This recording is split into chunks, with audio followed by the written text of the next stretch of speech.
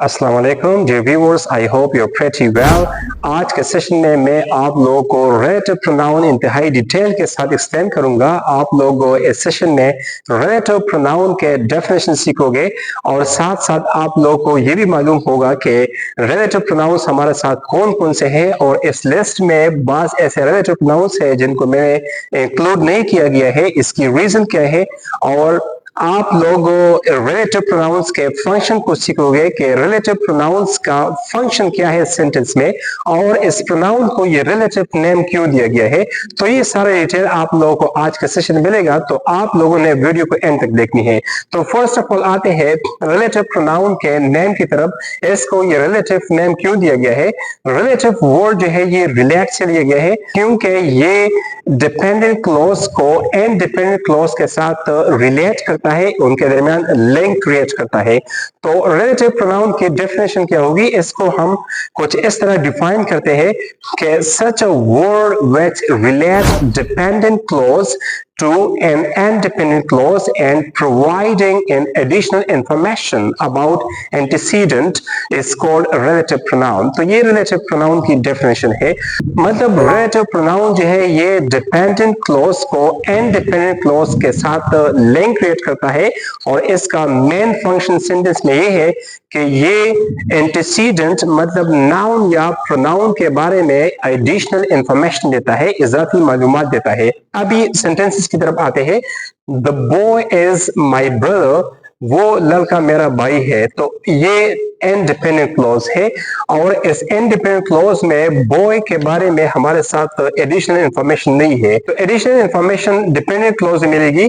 Who one the award, मतलब जिसने award जीता था। तो इस डिपेंडेंट क्लॉज में जो एडिशनल इंफॉर्मेशन है ये इस एंटीसीडेंट के बारे में है। द बॉय ये एंटीसीडेंट है। तो आप लोग देख ले, ये हु यहाँ पर रिलेटिव प्रोनाउन है, और इस रिलेटिव प्रोनाउन ने डिपेंडेंट क्लॉज को इंडिपेंडेंट क्लॉज के साथ लिंक किया है, रिलेट किया है। दूसरी सेंटेंस है आई लॉस्ट द बुक, मुझसे वो किताब गुम हुई। कौन सी किताब? अभी बुक के बारे में एडिशनल इंफॉर्मेशन नहीं है, तो एडिशनल इंफॉर्मेशन डिपेंडेंट क्लॉज में मिलेगी, और डिपेंडेंट क्लॉज जो है ये विथ रिलेटिव प्रोनाउन की मदद से लिंक हुआ है इंडिपेंडेंट क्लॉज के साथ। सो विच आई बॉट यस्टरडे, जो मैंने कल खरीदी थी। तो सेकेंड क्लॉज जो है ये डिपेंडेंट क्लॉज है, विच आई बॉट यस्टरडे, और विच रिलेटिव प्रोनाउन की मदद से ये इंडिपेंडेंट क्लॉज के साथ लिंक हुआ है। नेक्स्ट वन है शी कुक्ड राइस, उसने चावल पकाई। ये इंडिपेंडेंट क्लॉज है, और इसके बाद ये हमारे साथ दैट रिलेटिव प्रोनाउन है। दैट वाज डिलीशियस, जो जायकादार थी, मतलब जिसका जायका बहुत अच्छा था। तो रिलेटिव प्रोनाउन ने डिपेंडेंट क्लॉज को लिंक किया है इंडिपेंडेंट क्लॉज के साथ। नेक्स्ट वन है we need a place where or that we can spend a night. तो यहाँ पर मेन फोकस जो है ये वेयर पर है। ये वेयर मैंने इस लिस्ट में शामिल नहीं किया है, क्योंकि हमारे साथ मेन रिलेटिव प्रोनाउन जो है हु, विच और दैट है। लेकिन बाज़ औक़ात ये वेयर और व्हेन ये भी as a relative pronoun use होता है, लेकिन इन रिलेटिव प्रोनाउंस को मतलब वेयर और व्हेन को हम दैट के साथ रिप्लेस करते हैं, तो इसलिए मोस्टली इसका यूज नहीं होता, और मेनली हमारे साथ हु, विच और दैट रिलेटिव प्रोनाउन है। So we need a place, हमें एक ऐसी जगह की जरूरत है where we can spend night. अगर आप लोग इस तरह कहें ये भी ठीक है, जहां हम एक रात गुजार सके, या that we can spend a night के ताकि हम एक रात गुजार सके। तो वेयर को दैट ने यहाँ पर रिप्लेस किया है। नेक्स्ट वन है दैट वाज द ईयर, वही वो साल थी when I got the job, जब मुझे नौकरी मिली। और आप लोग when को that के साथ भी रिप्लेस कर सकते हो। आप लोग when की जगह that भी यूज कर सकते हो कि that was the year that I got the job, वो वही साल थी कि मुझे नौकरी मिली। तो अभी रिलेटिव प्रोनाउन के फंक्शन की तरफ आते हैं कि रिलेटिव प्रोनाउन का सेंटेंस में फंक्शन क्या है। तो इसका एक फंक्शन है introduce dependent clause. Relative pronoun जो है ये डिपेंडेंट क्लॉज को इंट्रोड्यूस करता है। जिस तरह यहाँ पर हु है, इसने ये डिपेंडेंट क्लॉज को इंट्रोड्यूस किया है। The boy is my brother, वो लड़का मेरा भाई है। who won the award। तो who relative pronoun है और इसने इस dependent clause को इंट्रोड्यूस किया है। और नेक्स्ट इसका फंक्शन है relate dependent clause to antecedent. ये डिपेंडेंट क्लॉज को एंटीसीडेंट के साथ रिलेट करता है। मतलब डिपेंडेंट क्लॉज में जो इंफॉर्मेशन होता है तो इसका लिंक एंटीसीडेंट के साथ क्रिएट करता है और साथ साथ ये इंडिपेंडेंट क्लॉज के साथ भी ये रिलेट करता है, इसका लिंक क्रिएट करता है। जिस तरह सपोज एग्जांपल है I lost the book which I bought yesterday.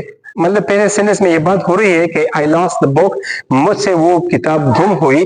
कौन सी किताब? तो इस रिलेटिव प्रोनाउन की मदद से जो डिपेंडेंट क्लॉज है या इसमें जो एडिशनल इंफॉर्मेशन है तो इसने एंटीसीडेंट के साथ लिंक किया है। और थर्ड फंक्शन है form complex sentences. Relative pronouns की मदद से कॉम्प्लेक्स सेंटेंसेस भी बनाए जाते हैं। कॉम्प्लेक्स सेंटेंसेस जो है ये डिपेंडेंट क्लॉज और इंडिपेंडेंट क्लॉज का कॉम्बिनेशन होता है। जब डिपेंडेंट क्लॉज और इंडिपेंडेंट क्लॉज कंबाइन हो जाए तो इसको हम कॉम्प्लेक्स सेंटेंस कहते हैं। तो आप लोग देखें इसमें ये फर्स्ट वन क्लॉज ये इंडिपेंडेंट क्लॉज है क्योंकि इसको हम अकेले भी यूज कर सकते हैं। और दूसरा क्लॉज है ये डिपेंडेंट क्लॉज है।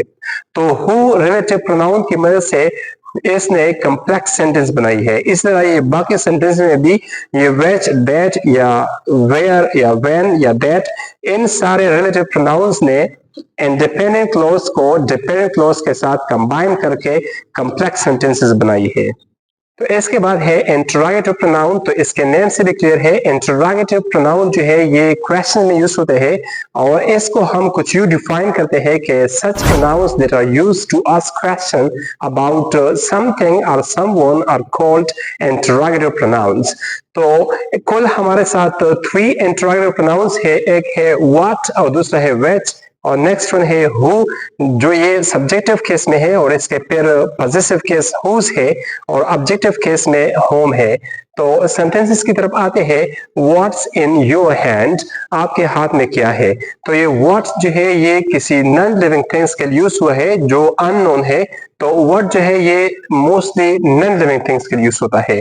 नेक्स्ट वन है what's in the room, room में क्या है? Suppose the cat is in the room, तो हम एनिमल्स के लिए भी वर्ड यूज करते हैं। तो वर्ड जो है ये मोस्टली नॉन लिविंग थिंग्स और एनिमल्स के यूज होता है। नेक्स्ट वन है which book do you like, आप कौन सा बुक रीड करना पसंद करते हो?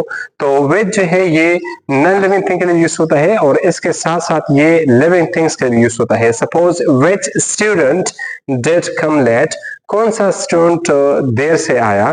तो यहाँ पर व्हिच जो है ये लिविंग थिंग्स के लिए यूज हुआ है। तो व्हिच जो है ये लिविंग थिंग्स और नॉन लिविंग थिंग्स दोनों के लिए यूज होता है। नेक्स्ट वन है who calls you at night, रात के वक्त आपको कौन कॉल करता है? तो हु जो है ये सिर्फ लिविंग थिंग्स का यूज होता है और यहाँ पर ये हु सब्जेक्टिव केस में है क्योंकि हम कॉलर्स के बारे में पूछते हैं, परफॉर्मर्स के बारे में पूछते हैं कि ये कॉल में लाने वाले बंदा कौन है।